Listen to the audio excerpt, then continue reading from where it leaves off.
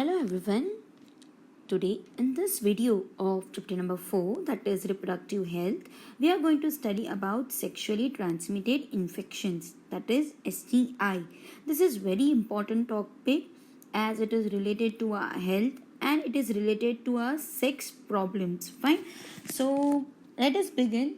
So see what exactly the sexually transmitted infection is, or in short, the sexually transmitted infection is also denoted by STIs, right? It is also denoted by what? STIs, right?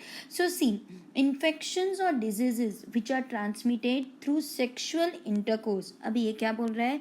ये ऐसे infections है या disease है जो किसके through transmit हो रहे हैं?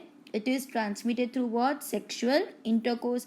मतलब सेक्शुअल इंटरकोर्स होने के वजह से अगर कोई इन्फेक्शन हो रहा है या फिर कोई डिजीज़ हो रही है, राइट, तो इसको कलेक्टिवली हम क्या बोलते हैं? STI, और you can say sexually transmitted infection. Fine. उसका दूसरा नाम क्या है? वेनेरल डिजीजेस. वेनेरल का मतलब भी सेक्शुअल अर्ज या sexual intercourse. Fine. That is venereal diseases. या फिर तुम क्या बोल सकते हो? Reproductive tract infections. मतलब रिप्रोडक्टिव ट्रैक जो है उसमें कहीं पे भी इन्फेक्शन हो सकता है, इसलिए उसका दूसरा नाम क्या है? Reproductive tract infections. फाइन. तो तुम्हें समझा सेक्शुअली ट्रांसमिटेड इन्फेक्शन का मतलब क्या हुआ? वो इन्फेक्शन और डिजीज जो सेक्शुअल इंटरकोर्स के वजह से हुई है. फाइन. अभी देखो रिसेंट ईयर्स में हम ये सारे जो इन्फेक्शंस है उसके बारे में बहुत ही ज़्यादा डिस्कस किया जा रहा है. सो देख कौन कौन से ऐसे इन्फेक्शंस है?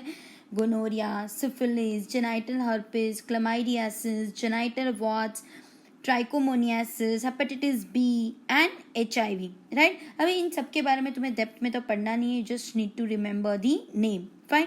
अभी देखो HIV अगर होता है तो it will further lead to what? AIDS. ये तो हमें पता है कि ये HIV अगर हुआ है किसी इंडिविजुअल को तो later on it is going to lead to what? AIDS, right. So अगर HIV अगर हो जाता है due to sexually transmitted infection, right, it will be a most dangerous thing. What it will be? What? Most dangerous thing, right? क्योंकि हमें पता है उसका कोई complete cure नहीं है, right? हमें पता है ना, right? Okay, now see, इतने सारे जो इन्फेक्शंस है उसमें से ये जो हेपेटाइटिस बी एंड HIV जो है, राइट, कौन सा? हेपेटाइटिस बी एंड HIV, ये सिर्फ सेक्शुअली ट्रांसमिटेड से ही नहीं डिजीज होता है, but it can also be transmitted by sharing of injectable needle या फिर सर्जिकल इंस्ट्रूमेंट्स, राइट.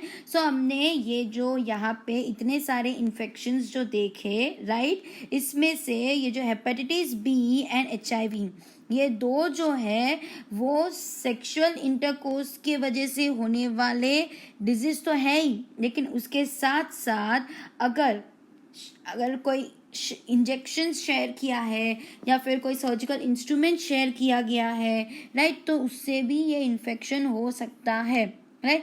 अभी इसका मतलब क्या? शेयरिंग ऑफ इंजेक्टेबल नीडल या सर्जिकल इंस्ट्रूमेंट्स, इससे कैसे स्प्रेड हो सकता है? तो ये जो है अगर कोई इन्फेक्टेड पर्सन का इंजेक्शन अगर कोई हेल्दी इंडिविजुअल के साथ शेयर हो गया है गलती से, या फिर कोई इन्फेक्टेड इंडिविजुअल का हेल्दी इंडिविजुअल को ब्लड ट्रांसफ्यूज कर दिया है, राइट, या फिर जो मदर है वो इन्फेक्टेड है and she is carrying a foetus, तो वो फीटस को ट्रांसमिट हो सकता है.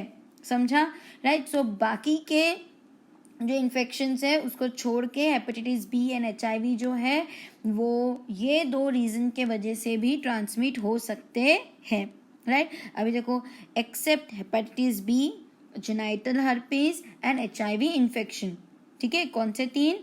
Hepatitis B, genital herpes and HIV infection. इन तीनों को छोड़ के बाकी के जितने भी डिजीज़ है उनका कंप्लीटली क्योर हो सकता है, राइट. आगे जो हमने देखे जो इतने भी इन्फेक्शंस हैं ये वाले, इसमें से hepatitis B, genital herpes, hepatitis B, genital herpes and HIV, इन तीनों को छोड़ के बाकी जितने भी डिजीजेज हैं उन सब का कम्प्लीटली क्योर हो सकता है. अगर ये कम्प्लीटली क्योर कब हो सकता है? अगर तुम उसे जल्दी डिटेक्ट कर सकते हो एंड उसका प्रॉपर ट्रीटमेंट मिलता है तो, राइट. बाकी के तीन का कंप्लीट क्योर नहीं है. It will further lead to a fatal और it will cause you a much more health issues fine, लेकिन बाकी के जो है उनका कंप्लीट क्योर हो सकता है अगर जल्दी से डिटेक्ट किया जाता है एंड अच्छे से ट्रीटमेंट मिलती है तो, राइट। अभी हम देखते हैं कि हमें पता कैसे चलता है कि भाई हमें ये इन्फेक्शन हुआ है, तो उसके कुछ ना कुछ सिम्टम्स होते हैं, राइट। सो स्टार्टिंग के जो छोटे छोटे सिम्टम्स है वो कहाँ पे होंगे, in the genital region, right. अगर ये सारे सिम्टम्स अगर होंगे तो we have to consult a doctor, ताकि हमें आगे चल के सेक्सुअली ट्रांसमिटेड इन्फेक्शन बढ़ ना जाए, राइट। सो सी कौन कौन से ऐसे सिम्टम्स होंगे, या तो तुम्हें जेनाइटल रीजन में ईचिंग होगा, या तो बहुत ज़्यादा फ्लूइड डिस्चार्ज होता होगा, या फिर तुम्हें स्लाइट पेन होता होगा वाइल ड्यूरिंग यूरिनेशन और समथिंग, राइट। या तो फिर तुम्हें जेनाइटल रीजन जो है वो क्या हो जाता है, स्वेल हो जाता है, राइट। तो ऐसे छोटे छोटे सिम्टम्स है जो अगर तुम्हें पता चलता है कि ऐसा कुछ हो रहा है तो you should immediately consult a doctor so that तुम्हें जल्दी से ट्रीटमेंट मिल सके, फाइन। अभी देखो, लेकिन एक प्रॉब्लम है, ये जो इन्फेक्टेड फीमेल्स जो हैं they may be asymptomatic and hence may remain undetected for long. अभी ऐसा भी हो सकता है कि कोई इन्फेक्टेड फीमेल है, ठीक है, लेकिन उसको कोई सिम्टम्स ही नहीं है, वो इन्फेक्टेड ज़रूर है लेकिन उसको कोई सिम्टम्स नहीं समझ में आ रहे, न उसको हो भी रहा है इन्फेक्शन फिर भी she is unknown with it, right. क्यों, क्योंकि उसको कोई सिम्टम्स ही नहीं दिख रहे, राइट।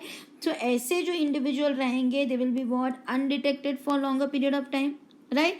अभी देखो, एब्सेंस और less significant symptoms in early stages of infection and social stigma attached to STIs deter infected persons from going for timely detection and proper treatment। अभी क्या बोल रहे हैं, अभी देखो ये एक तो हुआ कि सिम्टम्स समझ में नहीं आ रहा है तो इट इज एब्सेंस, फाइन।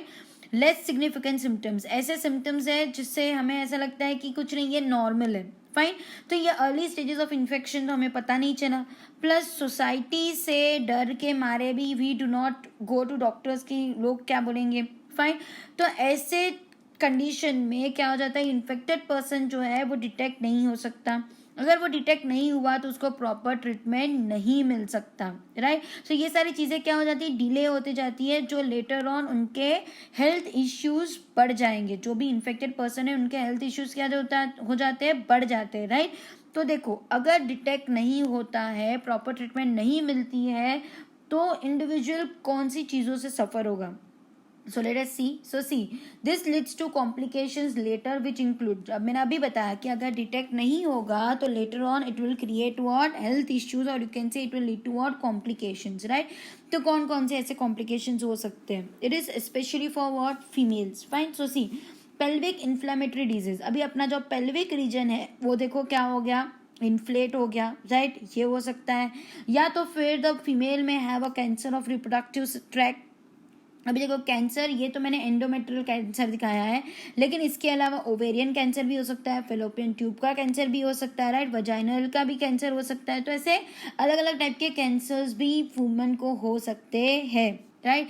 या तो फिर ड्यू टू द इन्फेक्शंस अगर वुमेन प्रेग्नेंट है तो उसका अबॉर्शन हो जाता है, राइट। या तो फिर क्या होगा, द एक्टोपिक प्रेगनेंसीज होगी। एक्टोपिक मतलब से नॉर्मली जो फीटस है वो कहाँ पे ग्रो होता है, on the endometrial lining, right. लेकिन एक्टोपिक प्रेगनेंसीज में क्या होता है, जो फर्टिलाइजेशन प्रोसेस जो है वो कहाँ हो गया, इन द फेलोपियन ट्यूब, वो तो वहीं पे होता है, लेकिन जो इम्प्लांटेशन है वो भी कहाँ पे हो गया, in the fallopian tube itself, right. लेकिन मतलब इन शॉर्ट अगर हम देखेंगे तो ये जो एम्ब्रियो का जो इम्प्लांटेशन है वो एंडोमेट्रियम लाइनिंग के अलावा कहीं और हो रहा है, मतलब यूट्रस को छोड़ के कहीं और अगर इम्प्लांट होता है तो उसे हम क्या बोलते हैं, ectopic pregnancy. It can be either your ऊपर की साइड पे हो सकता है या फिर साइड पे हो सकता है, राइट, या तो फेलोपियन ट्यूब में होगा, लेकिन एंडोमेट्रियम लाइनिंग पे नहीं हो रहा है, राइट। तो ऐसे प्रेगनेंसीज को हम क्या बोलते हैं, एक्टोपिक प्रेगनेंसीज, एंड ये ज़्यादा टाइम तक नहीं रह सकता, ये जो है वो एम्ब्रियो ग्रो भी नहीं हो सकता, एंड अगर ग्रो होता भी है तो बाकी के ऑर्गन्स को क्या होता है, वो डैमेज करता है, जिसकी वजह से बहुत ज़्यादा ब्लीडिंग होगा and there will be a more complication. इसलिए इसको भी जल्दी डिटेक्ट करना बहुत ज़रूरी होता है, फाइन। या तो फिर द इंडिविजुअल में suffer from infertility due to this infections, right. Infertility हमें पता है कि they can not give birth to the individuals, right, मतलब या तो ओवा ठीक से नहीं बन रहा होगा या तो फिर मेल के स्पर्म्स ठीक से नहीं बन रहे होंगे, फाइन। या तो फिर the female may have a still births, right, मतलब she is pregnant, fine, she is pregnant, लेकिन 28 वीक्स या 24 वीक्स तक की प्रेगनेंसी रहती है, एंड उसके बाद जो बेबी है वो अंदर ही क्या हो जाते हैं, मर जाते हैं, राइट, उसे हम क्या बोलते हैं, स्टिल बर्थ्स, क्या बोलते हैं, स्टिल बर्थ्स, फाइन। तो ऐसा नहीं है कि ये जो कॉम्प्लिकेशंस है सिर्फ फीमेल को ही होते हैं, there are sexually transmitted infection which is also seen in males, and उनको भी बहुत ज़्यादा तकलीफ होती है, right. So these are the some of the complications. I hope you understood. Fine. So let us see now. तो देखो अभी हमने देखा कि STI जो है it is a major threat to healthy society. Right? कितने सारे complications है, कितने सारे infections हो जाते हैं, क्या क्या health issues होते हैं, right? So it is a major threat.